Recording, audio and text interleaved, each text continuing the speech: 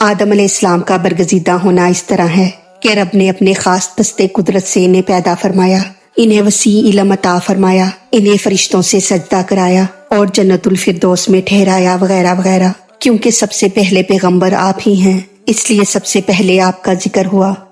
اعوذ باللہ من الشیطان الرجیم، بسم اللہ الرحمن الرحیم۔ قل آپ کہہ دیں، اطیعوا اللہ، تم اطاعت کرو اللہ تعالیٰ کی، والرسول اور رسول کی۔ قل میں حضور صلی اللہ علیہ وآلہ وسلم سے خطاب ہے، اور اطیعوا اللہ میں سب لوگوں سے خطاب ہے، یعنی اے نبی صلی اللہ علیہ وآلہ وسلم آپ کہہ دیں کہ اے لوگو تم اللہ اور رسول کی اطاعت کرو۔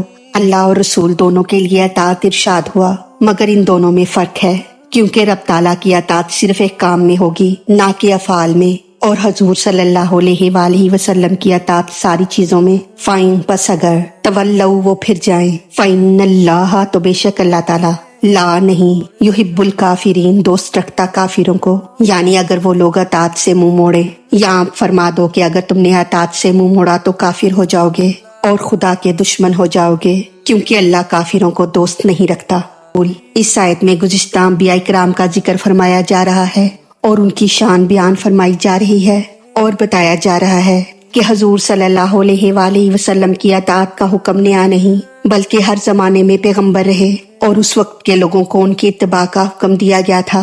ان اللہ اصطفیٰ بے شک اللہ تعالیٰ نے چن لیا ہے آدم علیہ السلام کو، ونوحم اور نوح علیہ السلام کو، وآلا اور گھرانے کو، ابراہیم علیہ السلام کے، وآلا اور گھرانے کو، عمران علیہ السلام کے، العالمین سارے جہان پر۔ اصطفیٰ کے معنی ہیں چھانٹنا یا چننا، یہاں نبیوں کو دوسرے انسانوں سے افضل فرمانا مراد ہے۔ شریعت میں اصطفیٰ خاص قرب کا نام ہے، ہر نبی برگزیدہ ہے، مگر سب کا لقب مصطفیٰ یا حبیب اللہ یا خلیل اللہ نہیں۔ رب تعالیٰ کے چناؤ دو قسم کے ہوتے ہیں، ایک چناؤ عام ہے کہ جو نبوت کے لیے نبی کو چنا کے انہیں بے عیب پیدا کیا گیا اور رب نے اپنی صفات اور خصوصی علم انہیں بخشے، اور دوسرا چناؤ خاص ہے کہ جو بعض انبیاء کو بعض خصوصی صفات بخشیں، کوئی کلیم اللہ بنائے گئے اور کوئی روح اللہ۔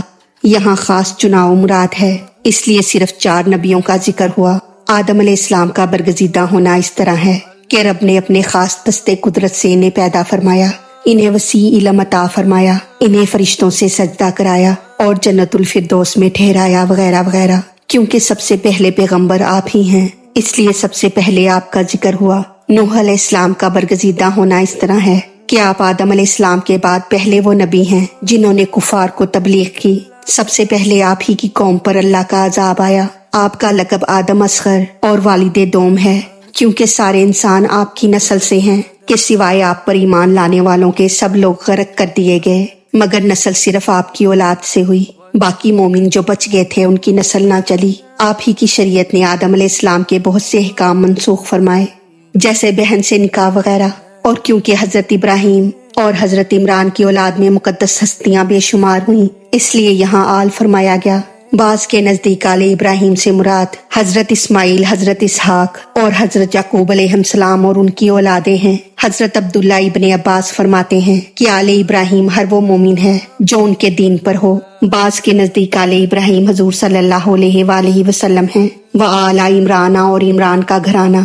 عمران 2 ہیں، ایک حضرت موسیٰ علیہ السلام اور ہارون علیہ السلام کے والد ماجد، دوسرے عمران حضرت مریم کے والد اور حضرت عیسیٰ علیہ السلام کے نانا ہیں۔ یہاں یا تو پہلے عمران مراد ہیں یا دوسرے، کیونکہ عالم بہت ہیں اس لیے عالمین جمع فرمایا گیا۔ اگر آل ابراہیم میں حضور صلی اللہ علیہ وآلہ وسلم داخل ہوں تو معنی یہ ہوں گے کہ بے شک آل ابراہیم قیامت تک ساری مخلوق سے افضل ہے، اور اگر اس میں حضور صلی اللہ علیہ وآلہ وسلم داخل نہ ہوں تو عالمین سے اس زمانہ کے اہل جہاں مراد ہوں گے، کیونکہ اب حضور صلی اللہ علیہ وآلہ وسلم اور ان کی امت سب سے افضل ہے۔